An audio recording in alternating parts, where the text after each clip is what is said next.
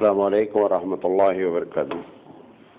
الحمد للہ رب العالمین والعاقبۃ للمتقین والصلاة والسلام علی رسولہ الکریم.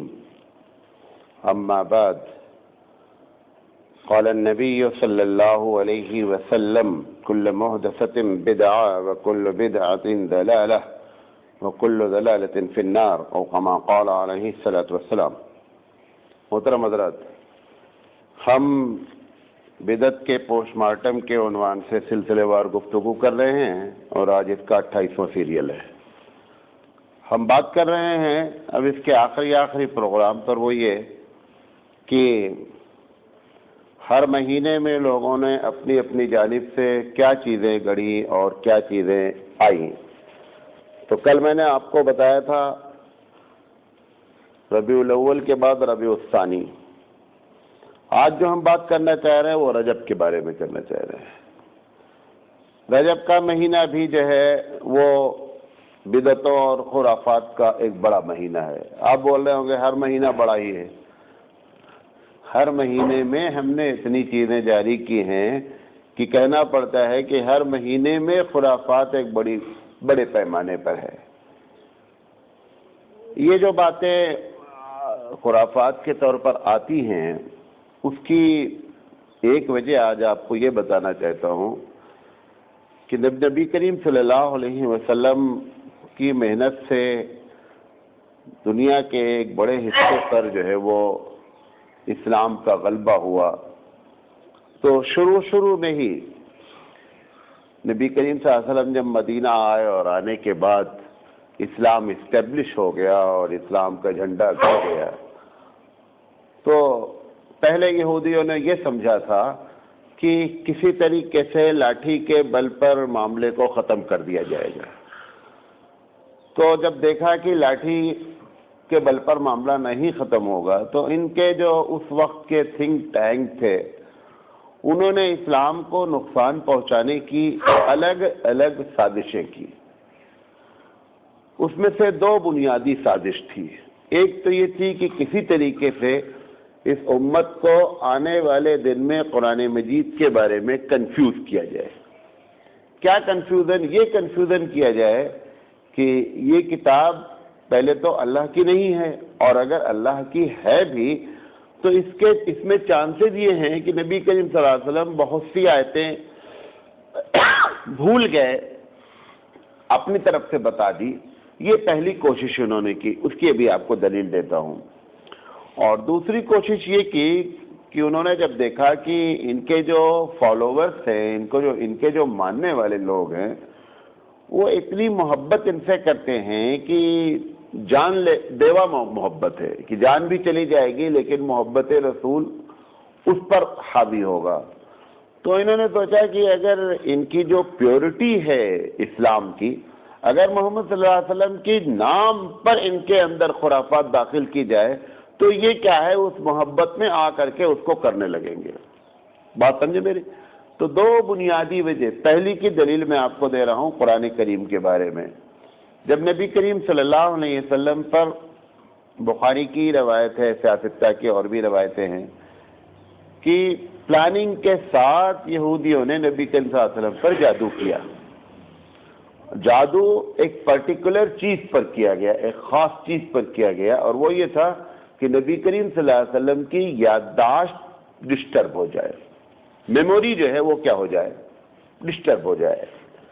جب اس عورت نے بھائی بہن نے مل کر کے وہ کام کیا تھا، لمبی چوڑی بات ہو جائے، خلاصہ کہ جب آپ پر جادو ہو گیا، امام بخاری علیہ رحمہ کی روایت ہے کہ جادو ہو گیا، تو نبی کریم صلی اللہ علیہ وسلم پر اس کے اثرات ہونے لگے. نماز پڑھ کر کے گئے رہتے اور تھوڑی دیر کے بعد بولتے کہ چلو بھائی ٹائم ہو گیا، نماز پڑھی جائے. تو صحابہ کہتے اللہ رسول نماز تو ہم پڑھ چکے ہیں، نماز ہم پڑھ چکے ہیں. تو ایسے دو چار، اب چونکہ ایک آدمی پوری زندگی اس کا کیریکٹر ہے، اس قسم کی کوئی بات نہیں ہے. اگر ایک بات بھی ایسی کرے گا تو لوگ گھبرائیں گے کہ کیا معاملہ ہے. تو نبی کریم صلی اللہ علیہ وسلم صحابہ پکڑ نہیں پائے کہ یہ کیا معاملہ ہے. انہوں نے سوچا کہ ہو سکتا ہے بھول گئے ہوں، لیکن اندر اندر آپ کی طبیعت میں الجھن اور اس قسم کی باتیں ہوتی رہتی تھی، تو اور بھی چیزوں میں بھولتے تھے. یہ تقریباً 40-42 دن بعد، روایت میں 38-39 دن تک اسی کیفیت میں آپ تھے.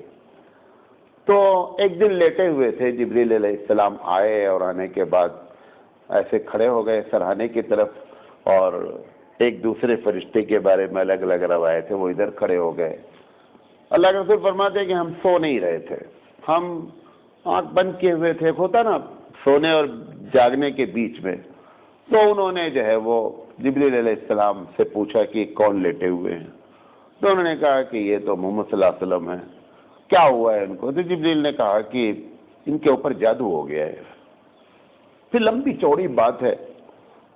تو جبریل نے اس کا پھر علاج بتایا اور بتایا کہ جادو جو ہے وہ کس نے کیا ہے. وہ فلاں قبیلے کی عورت نے کیا ہے اور ایسے ایسے کیا ہے، اور جس چیز میں جادو کیا ہے وہ آپ کے بال مبارک کو نکالا گیا ہے اور ایک سوئی میں لپیٹا گیا ہے، اور لپیٹنے کے بعد فلاں مدینے کے باہر ایک کنواں ہے، اس کے نیچے ایک بڑا سا پتھر ہے، اور اس پتھر کے نیچے وہ بال کو مئے سوئی کے دبا دیا گیا ہے. جب تک وہ نکالا نہیں جائے گا تب تک مسئلہ حل نہیں ہوگا. یہ آپ جو دیکھتے ہیں نا کہ عاملین جادو کا کرتے ہیں اور اس کے بعد پھر ریپیٹ ہو جاتا ہے، کامیاب نہیں ہوتا. جادو کی بنیاد جان لیں. جب تک جس چیز پر جادو ہوا ہے وہ چیز نہیں نکال پائے گا عامل، تب تک جادو جڑ سے نہیں ختم ہو سکتا. اس میں 1% لوگ ماسٹر ہوتے ہیں جو اس چیز کو نکال لے جائیں جس کے ذریعے جادو ہوا ہے. تو جبریل علیہ السلام یہ کہہ کر کے چلے گئے کہ آپ اس کا علاج ایسے کریں گے، قل اعوذ بالفلق پڑھیں گے، قل اعوذ بالناس پڑھیں گے، لیکن وہ چیز نکالنا ہے وہاں سے. تو حضرت علی کو حضور صلی اللہ علیہ وسلم تو جگی رہے تھے، حضرت علی کو بھیجا گئے اور جا کر کے اس میں کنویں میں سے وہ پتھر ہٹایا تو وہاں پہ وہ سوئی ملی اور اس میں بال تھا، اور بال میں جو ہے وہ نوٹ لگی ہوئی تھی، گانٹھیں لگی ہوئی تھی. تو وہ ایک ایک گانٹھ کھولتے جاتے تھے، قل اعوذ بالفلق قل اعوذ بالناس پڑھ جاتے. بہرحال وہ لمبی تھوڑی بات ہے، کبھی زندگی رہی تو اس پر ہم بات کریں گے. تو اس جب عورت کو اس کو بلایا گیا تو بڑی تحقیق کی گئی کہ آخر میموری کے ختم ہونے پر ہی کیوں معاملہ کیا گیا. تو اس نے ان لوگوں نے یہ قبول کیا کہ مطلب یہ ہم لوگوں نے ایسا کیا، اور مقصد ہمارا یہ تھا کہ ہم تاکہ یہ کہہ سکیں کہ جب ایک آدمی کی یادداشت ہی ڈسٹرب ہو گئی ہے تو معلوم نہیں کون سی آیت اس نے داخل کر دی، کون سی آیت داخل کرنا بھول گیا، یا کون سی آیت اپنی طرف سے کہہ دی. اس کی پلاننگ کے تحت جادو کیا گیا کہ قرآن پر آنے والی نسلوں کا ایمان کیا ہو جائے، گڑبڑ ہو جائے. اللہ نے کیا کیا کہ جس دن سے طبیعت خراب ہوئی، حالانکہ اللہ کے مرضی کے بغیر طبیعتیں خراب ہوئی، یہ بتانا چاہتا ہے کہ دیکھو یہ ایک انسان ہے، جیسے تمام چیزوں سے تم متاثر ہوتے ہو ایسے متاثر ہو سکتے ہو، ورنہ چاہتا اللہ اس جادو کا اثر ہونے ہی نہیں دیتا. یہ آپ کو بیچے بتا دوں تاکہ آپ سوچیں پھر اللہ ہی حفاظت کر لیتا. یہ جان بوجھ کر بتانا چاہتا ہے کہ یہ خدا نہیں ہے. ان کو پتھر مارا جاتا ہے تو چوٹ لگتی ہے، ان کا بچہ مر جاتا ہے تو یہ روتے ہیں، یہ ان کو ہو جاتا ہے تو بھول جاتے ہیں، سحر ہو گیا، اثرات ہو گئے. یہ ساری باتیں جان بوجھ کر کی گئی ہیں. بہرحال اللہ نے کیا کیا کہ جس دن سے جادو کے اثرات ہو اس دن سے قرآن نازل ہی نہیں کیا، اور جب تک یہ کیفیت رہی تب تک قرآن نازل نہیں ہوا. اب جتنی تک یہ بیچ کا جو 40 دن یا 39 دن کا پیریڈ ہے، اس کے پہلے تک جتنا نازل ہوا تھا وہ لکھا جا چکا تھا، اور حفظ کی جو کمیٹی تھی وہ یاد کر چکی تھی، لہذا کنفیوژن ان کا جو کرنے کا معاملہ تھا نا وہ ان کا فیل ہو گیا. اور آج بھی امت اس سے کوئی کنفیوز الحمدللہ نہیں ہے. اب دوسری ان کی پلاننگ یہ تھی، کیونکہ یہی دو ہماری جو ہے پونجی ہے، قرآن کریم اور رسول اکرم صلی اللہ علیہ وسلم سے محبت اور ان کی زندگی کو اپنی زندگی میں اپنانا. اب انہوں نے یہ سوچا کہ رسول کے طریقے پر ان کو بڑی ناز ہے، لہذا ان کے طریقے میں کیا کرو، حدیث ڈالو. حدیث حدیث حدیث چلاتے رہتے ہیں، ہمارے پاس حدیث ہے، ان کو حدیث کے نام پر گمراہ کرو. یہ باقاعدہ پلاننگ سے مارکیٹ میں حدیث ڈالی گئی، اور اندازہ یہ ہے کہ اس میں 70 سے 75 ہزار حدیثیں جو ہے ان لوگوں نے پلاننگ سے ڈال دی۔ اچھا، چونکہ یہ پڑھے لکھے پہلے سے بھی ہوتے تھے اور ان کو ہماری جو ہے نا وہ بات کا پتہ چل گیا تھا کہ یہ رسول سے محبت کرتے ہیں، اگر ان کے نام پر کوئی ان سے کام کرانا چاہو گے تو جو ہے، اب ہر آدمی تو بخاری اور مسلم اور سیادت کا کتاب کھول کے نہیں دیکھے گا۔ میں آپ سے میں بولوں گا، میں پڑھا لکھا آدمی ہوں، کہ بھئی یہ اللہ کے رسول کی حدیث ہے، آپ سرنڈر ہو جائیں گے، کیونکہ ہم کو محبت ہے رسول سے، لہذا جب اس کے نام پر کوئی کام آپ لے کر کے آئیں گے تو ہم جو ہے وہ، تو یہ ہمارے ساتھ چیٹنگ کی گئی۔ تو پہلے والے میں تو ہم 100% محفوظ رہے قرآن کریم کے بارے میں، لیکن اس میں کیا ہو گیا، اس میں ہمارے ساتھ معاملہ گڑبڑ ہو گیا۔ اب جہاں جہاں بھی پلاننگ ہوئی، ایک عجیب طریقے سے حدیثیں لانی جانے لگی۔ بہرحال پھر ہمارے علماء، اللہ تعالیٰ ان کو جزائے خیر دے، پھر تحقیق شروع ہوئی کہ بھئی یہ اس کو کیسے جو ہے وہ کچرے کو نکالا جائے، فلٹر کیسے کیا جائے، کیسے یہ معلوم ہو۔ تو باقاعدہ ایک فن ایجاد کیا گیا جس کا نام ہے اسماء الرجال۔ یہ ایک ایسا سبجیکٹ ہے، دنیا کی کسی قوم کے پاس یہ سبجیکٹ نہیں ہے۔ اسماء الرجال کا مطلب یہ ہوتا ہے کہ ایک حدیث اٹھائی گئی، اٹھائی جانے کے بعد صحابی سے لے کر کے پہلے یہ طے کر لیا گیا کہ صحابی پر کوئی ڈسکس نہیں ہوگا، یعنی صحابی کیسے ہیں، اچھے ہیں، برے، یہ بات ہم نے مان لیا ہے کہ صحابی صحیح ہے۔ اس کے نیچے پتہ چلا کہ 5 آدمی ہیں حدیث کے آنے تک، جہاں تک کتاب لکھی گئی ہے، ان 5 کے بارے میں تحقیق کریں گے۔ یہ کون ہے بندہ، کہاں کا رہنے والا ہے، کس سے تعلیم حاصل کی ہے، اس کی زندگی میں کیا کیا ہوا ہے، ایسے لکھنا شروع کیا گیا تاکہ معلوم ہو کہ اس میں بیچ میں آ کر کے کوئی ڈنڈی مار کر کے اس نے حدیث کو اپنی طرف سے تو نہیں نقل کر دیا۔ تو ایسے تقریباً 1.25 لاکھ آدمی کی ہم نے بایوگرافی لکھی۔ کتنی؟ 1.25 لاکھ آدمی کی بایوگرافی ہم کو لکھنی پڑی۔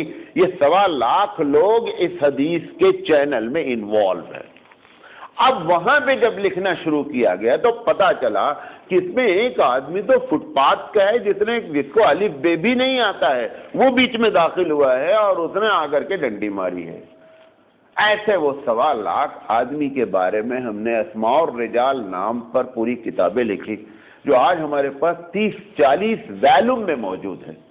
یہ دنیا کے کسی بھی مذہب کے پاس ایسا سسٹم نہیں ہے کہ وہ اپنے جس پر وہ اعتماد کرتا ہے مذہبی لحاظ سے، اس کی بات کو وہ ایک ایک بات کو بتا سکے آپ کو کہ یہ بات صاحب فلاں سے کہی، فلاں نے فلاں سے کہی، اور وہ فلاں آدمی ایسا ہے، فلاں آدمی ایسا ہے۔ پھر ان کے بارے میں ہمارے محدثین نے بیٹھ کر کے کہ یہ صفت پائی جائے گی تب ہم ان کی بات مانیں گے، اگر یہ صفت نہیں پائی جائے گی تو بھلے ہی وہ کیسی بھی حدیث بیان کریں گے ہم ان کی بات نہیں مانیں گے۔